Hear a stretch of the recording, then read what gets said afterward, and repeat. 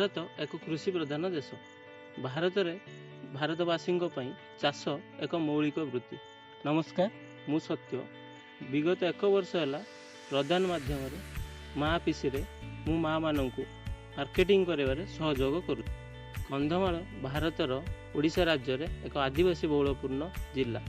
एठारे लोक माने चाष को निजर पेट पाटना हिसाब से करती, किंतु आजिकाली लोक माने केवल पेट पाटना नुह यह जीवन जीविका रूप में ग्रहण कले। आजिकाली सरकार ए अंचल चाषी मानू विभिन्न योजनार अंतर्भुक्त करुँचा माध्यम विभिन्न ग्रुप गढ़ुंट एवं ग्रुप माध्यम विभिन्न ज्ञान कौशल चाषी मानू बंटन करुँच। आजिकाली देखा गले चाषी मैंने गोटे पाद आगू जाइए मार्केटिंग क्षेत्र में एवं भी टिके पछरे रही जाइछन्ति। तेणु आमर माँ मानू आमे मार्केट विषय बुझेवाई आमे जाइथिलु आमर निकटस्थ किछि मार्केट जगह को एवं सेठारे किछि व्यवसायी एवं किछि चाषी मानक सहित कथा हेतिलु। चलंतु सुनिबा ए व्यवसायी और चाषी माने कोन कहउछन्ति।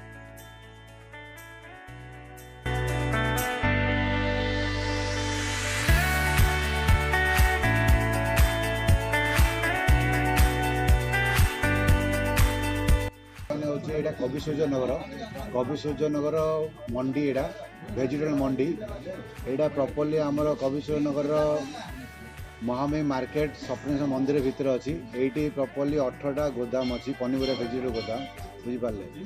तापर ये सकाल आमर 5टा अधे स्टार्ट हो 5टा अधे स्टार्ट 8टा क्लोज हो।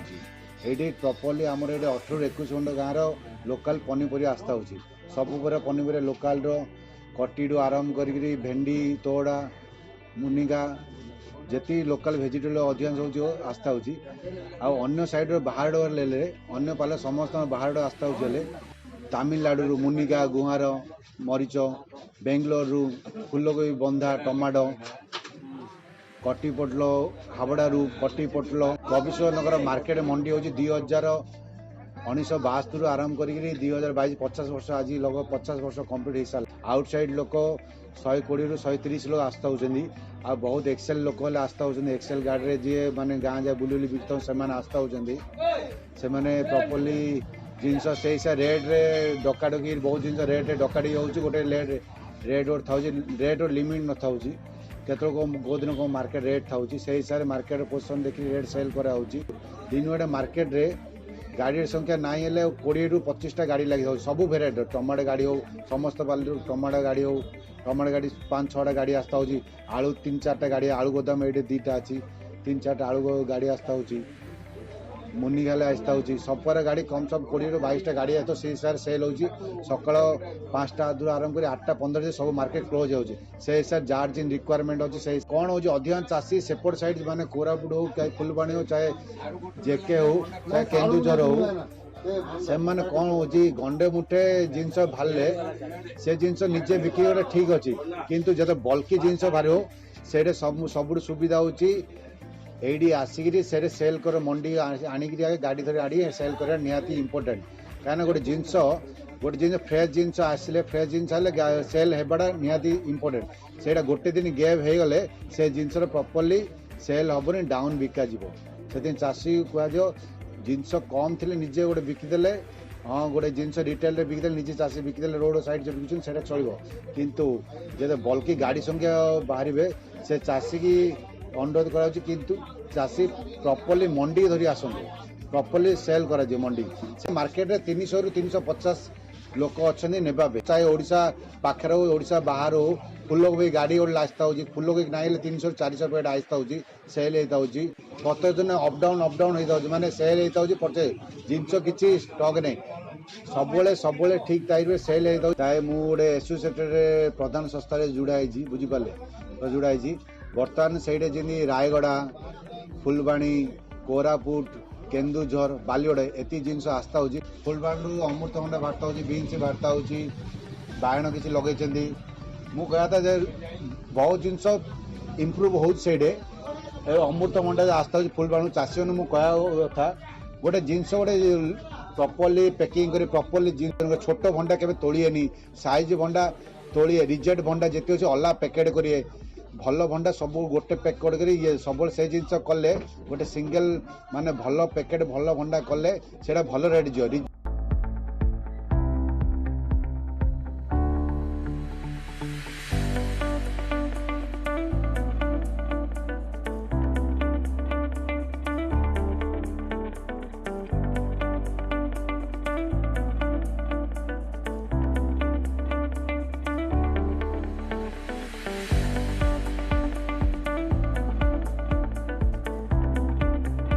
कौन कौन जिनस केते केते गाड़ी आसी आज मार्केट रे टिके कहले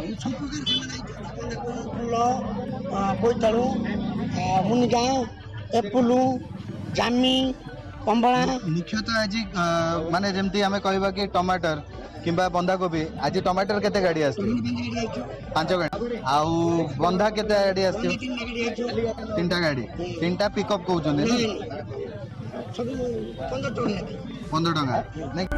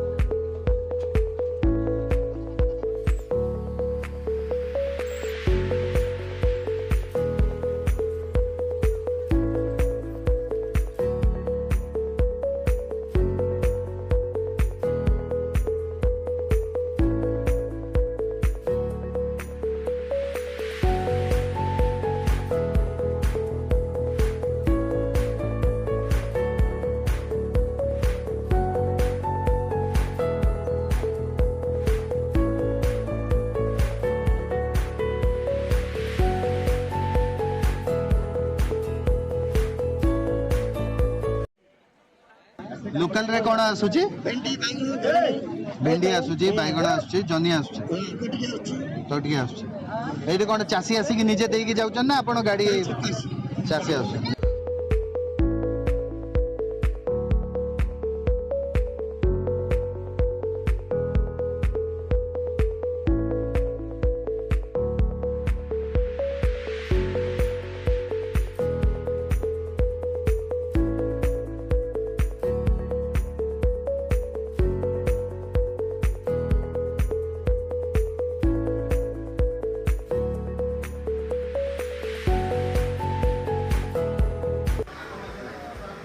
आम कंधमाल परिवा चाषी मानक किसी कहवाक चाहूँगी जे से माने जदि किसी परिमाण अधिका उत्पादन करिकी माने फसल बाहर मार्केट को पठाइबा चेष्टा करेंगे तो निजे से माने प्रथम बेपारी मानक साहाय्य नेले भल सुविधा हाँ से निजे जदि कम बिकी पारे परिमाण आनिकी मार्केट में बिके तो कम परिमाण से माने उत्पादन करके अधिका सेल करें निजे दिन सारा बसिक बिका अपेक्षा तांकर अलग काम रोच तो किसी अधिक उत्पादन से माने करि पारना जी उत्पादन कर से निज साहाय्यटा नौ तो अधिका टी करने चेष्टा कले बेपारी को साहाय्य नेबा कथा कंधमाल को तो बाहर परिवा भी बेसी आसूँ तो आम लोकाल जी बाहर परिमाण जदि अधिका बाहर मार्केट आसवा जिनस जदि कम रेट बिक्री होती आम लोकाल परिवा बाहर हिसाब से अधिका रेट कले सेलिंगटा कम हो जब बाहर मार्केट को प्रोसेस करने चाहते